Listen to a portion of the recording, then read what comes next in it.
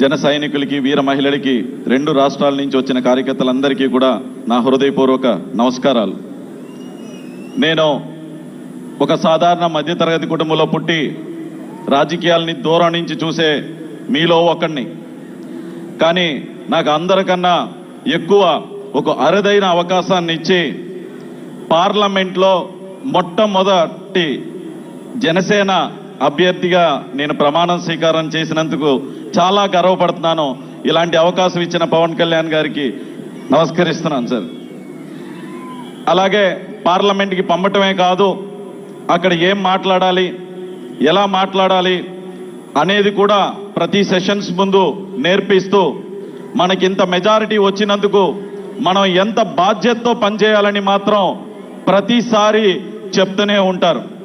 అలాగే గత ప్రభుత్వంలో జల్ జీవన్ మిషన్ని మొత్తం అంతా 16,000 కోట్లు కేటాయిస్తే అందులో 2,000 కోట్లు మాత్రమే అలా ఇలా వాడి వదిలేస్తే దాన్ని మన అధినేత పవన్ కళ్యాణ్ గారు స్వయాన ఆయనే బయలుదేరి వచ్చి నరేంద్ర మోడీ గారిని అడిగి జలశక్తి మంత్రిని కూడా కలిసి, సార్ ఈ స్కీమ్ని, అయిపోతున్న స్కీమ్ని ఎక్స్టెండ్ చేయండి అని చెప్పి మన వల్ల, పవన్ కళ్యాణ్ గారి వల్ల, మన డిప్యూటీ సీఎం గారి వల్ల దేశం అంతా ఆ స్కీమ్ని ఎక్స్టెండ్ చేసి నరేంద్ర మోడీ గారు రాష్ట్రానికి కాదు దేశానికి అందరికీ కూడా ఎక్స్టెండ్ చేస్తున్నాను అని చెప్పి మన వల్ల దేశం అంతా కూడా లబ్ధి పొందేలాగా ఆయన చేశారు.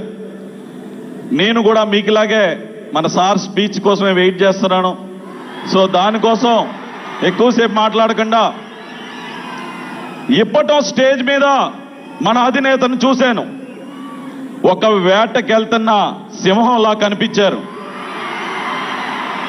ఈరోజు స్టేజ్ మీదకి వస్తున్నప్పుడు చూశాను, గుంట నక్కల్ని వేటాడేసిన సింహంలాగా వచ్చి ఆ ముఖంలో ఒక చిన్న చిరునవ్వు, అదే గంభీరం అలాగే ఉంది. మీరు ఒక్కసారి క్లోజప్ లో కనుక చూస్తే అది క్లియర్ కట్ గా ఒక సింహం గుంట నక్కల్ని వేటాడేసి వచ్చిన, రాష్ట్రాన్ని ఇబ్బంది పెడుతున్న గుంట నక్కల్ని వేటాడేసి వచ్చిన ఒక సింహంలాగా ఉంటారు.